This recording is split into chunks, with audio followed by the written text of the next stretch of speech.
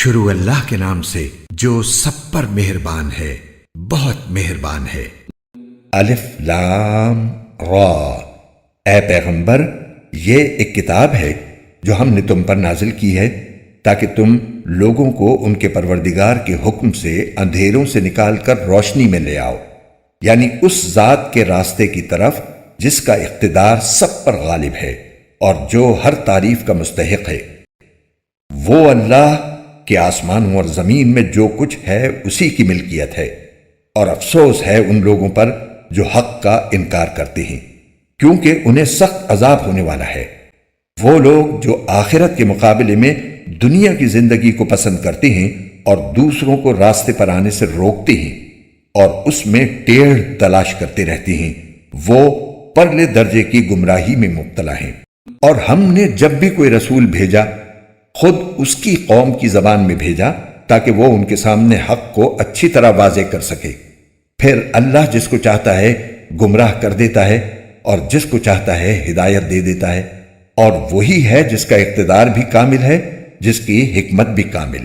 اور ہم نے موسیٰ کو اپنی نشانیاں دے کر بھیجا کہ اپنی قوم کو اندھیروں سے نکال کر روشنی میں لاؤ، اور مختلف لوگوں کو اللہ نے خوشحالی اور بدحالی کے جو دن دکھائے ہیں ان کے حوالے سے انہیں نصیحت کرو۔ حقیقت یہ ہے کہ ہر وہ شخص جو صبر اور شکر کا خوگر ہو، اس کے لیے ان واقعات میں بڑی نشانیاں ہیں۔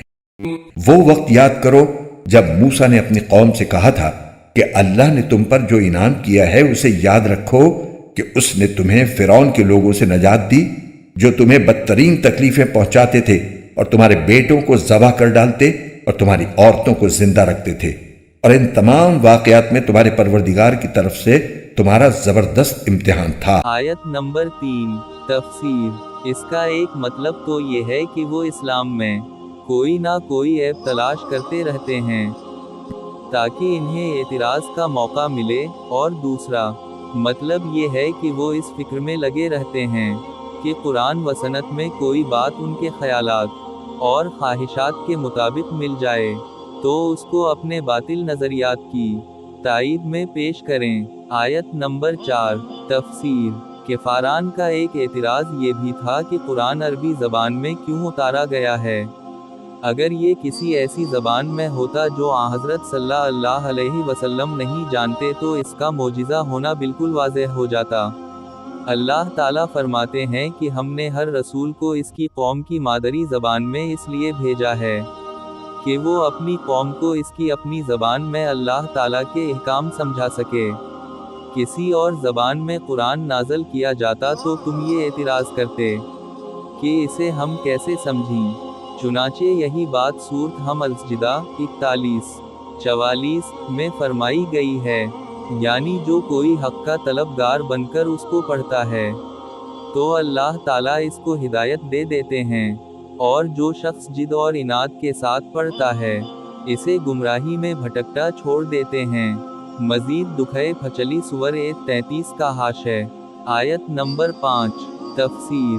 اصل قرآنی لفظ ایام اللہ ہے جس کے لفظی معنی ہے اللہ کے دن، لیکن محاورے میں اس سے مراد وہ دن ہیں جن میں اللہ تعالیٰ نے خاص اور اہم واقعات دکھلائے ہیں، مثلاً نافرمان قوموں پر عذاب کا نازل ہونا اور فرما برداروں کو دشمنوں کے مقابلے میں کامیابی عطا ہونا۔